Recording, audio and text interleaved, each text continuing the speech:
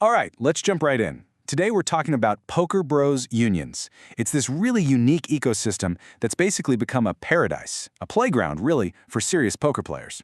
So, we're going to break down what makes this whole thing tick. So you gotta ask yourself, what's the big deal here? I mean, why are players who really live and breathe poker, the grinders, suddenly moving their game over to a mobile app? An app that, on the surface, kind of looks like it's just for casual players. Well, the answer is surprisingly simple, but it's also incredibly powerful. The secret sauce, the entire engine that makes this whole world go round, is built around this one idea, the union. It's the core concept that drives everything, and we're about to show you exactly how it all works. So yeah, that powerful concept is the union. But to really get why it's such a game changer, we have to start with the basics. What exactly is a PokerBros Union? Okay, so at its heart, it's a really clever setup. You've got all these individual, private poker clubs. They could be just a small group of friends or even much larger communities, and they all agree to link up. They pool their tables, their games, and this is the most important part. They pool their players. And honestly, this is the perfect way to picture it. It's like one giant virtual casino floor.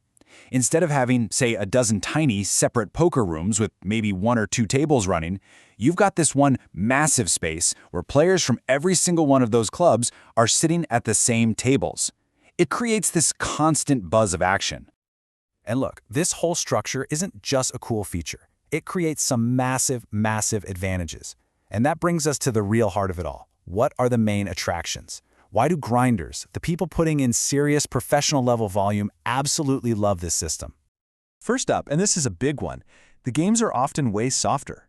Because these unions are built from private clubs, you just get a much higher number of casual recreational players.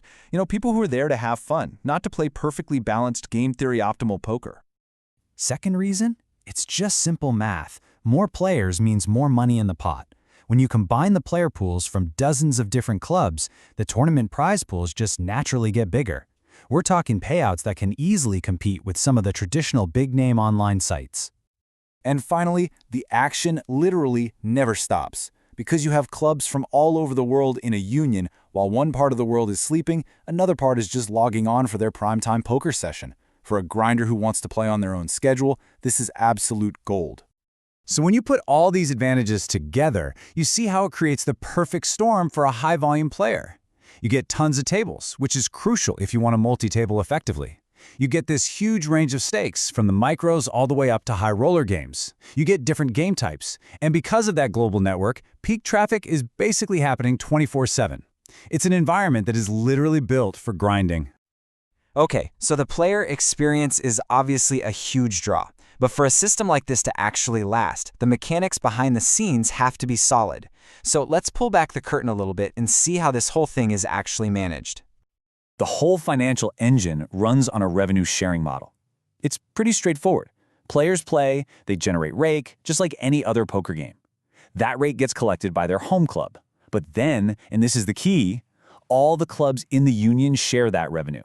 This gives every single club owner a really powerful reason to go out and recruit more active players, because a bigger, more active union benefits everyone. It keeps the whole ecosystem healthy. Now we have to address the elephant in the room, safety. There's this myth out there that because these are apps and not licensed like the big corporate poker rooms, they must be the Wild West, totally unsafe. But the reality is, the ecosystem kind of polices itself. The good agents and the big unions, their reputation is everything. So they use secure payment methods and have a massive vested interest in keeping the games fair and the players safe. And they're not just relying on reputation either. They back it up with serious tech. PokerBros has these pretty sophisticated anti-cheat algorithms that are flagging weird stuff in real time. And on top of that, they have actual human security teams that go through the data, looking for any strange patterns or signs of collusion. It's a real commitment to keeping the games on the level. All right, so understanding the system is one thing, but actually crushing it is another. If you're thinking about jumping in, you're going to need a bit of a player's map to get the most out of this playground. So here are the key things you need to be thinking about. Before you even think about depositing a single dollar, do your homework. Seriously. First, look into the union's reputation. What's the traffic like? What's the rake structure? How's their support? Second, find agents and clubs that have been around for a while and have a good, transparent track record. And finally, once you are playing, use tracking software to keep an eye on your own performance. But honestly, out of all the advice I could give you, this is by far the most important. The games might be softer, sure, but the bigger player pools mean you can experience some really big swings, both up and down. Having solid bankroll management isn't just a suggestion here, it's absolutely non-negotiable. So what does that look like in the real world? Well, a pretty good conservative rule to live by is to have at least 40 to 50 buy-ins for whatever cash game stick you're playing. That gives you the cushion you need to handle the variance, ride out the downswings, and just play your best game without being scared money. This whole model has been incredibly successful, but you know it's not just going to stand still. It's always evolving. So for our last section here, let's take a look at what might be next for these really dynamic ecosystems. I think we can expect to see even more innovation down the line. Keep an eye out for collaborations between different app-based systems, which would create even bigger mega unions. Security is only going to get tighter, with AI-driven anti-cheat tech getting smarter, and you'll probably see things like highly customizable tournaments that are built for very specific groups of players. At the end of the day, the foundation of this whole thing is just that strong. The union model is built to scale, it's very player-friendly, and it creates exactly the kind of action-packed environment where serious players can really, truly thrive. It feels like it's built to last. And that kind of leaves us with one last big question to think about. As these app-based ecosystems keep growing, keep innovating, are we looking at a future where this grinder's playground stops being the alternative and actually becomes the main event in the world of online poker? It's definitely something to consider. Thanks for tuning in.